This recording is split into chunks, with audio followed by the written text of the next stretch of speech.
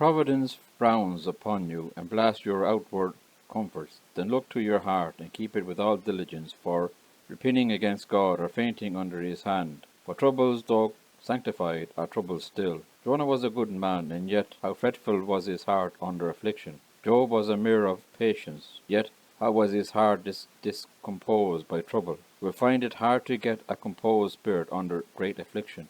Oh, the hurries and tumults which they occasion even to the best hearts! Let me show you, then, how a Christian under great afflictions may keep his heart from repining or desponding under the hand of God. One method for keeping the heart from sinking under afflictions is to call to mind that your own Father has the ordering of these afflictions. Not a creature moves hand or tongue against you but by his permission. Suppose the cup is bitter, yet it is the cup which your Father has given you.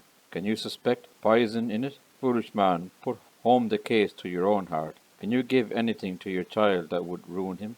No, you would as soon as hurt yourself as him. If you then, being evil, know how to give good gifts to your children, how much more does God? The very consideration of his nature as a God of love, pity, and tender mercies, or of his relation to you as a father, husband, and friend, be security enough if he had not spoken a word to quiet you in this case. And yet you have his word too. By the prophet Jeremiah, I will do you no hurt. You lie too near his heart for him to hurt you. Nothing grieves him more than your groundless and unworthy suspicions of his design. Will you not grieve a faithful, tender-hearted physician when he has studied the case for of his patients and prepared the most excellent medicines to save his life, to hear him cry out, "Oh, he has undone me, he has poisoned me," because it pains him in the operation?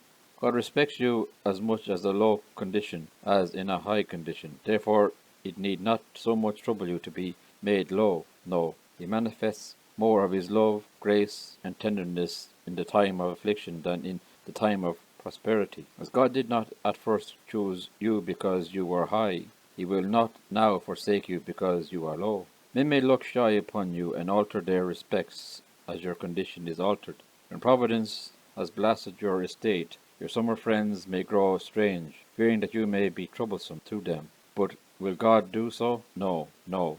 I will never leave you nor forsake you, says he. If adversity and poverty should bar you from access to God, it would indeed be a deplorable condition, but you may go to him as freely as ever. Poor David, when stripped of all earthly comforts, could encourage himself in the Lord his God. Why cannot you? Suppose your husband or son had lost everything at sea and came to you in rags. Would you deny the relation or refuse to entertain him? If you would not, much less will God. Why then are you so troubled? Though your condition is changed, your Father's love is not changed.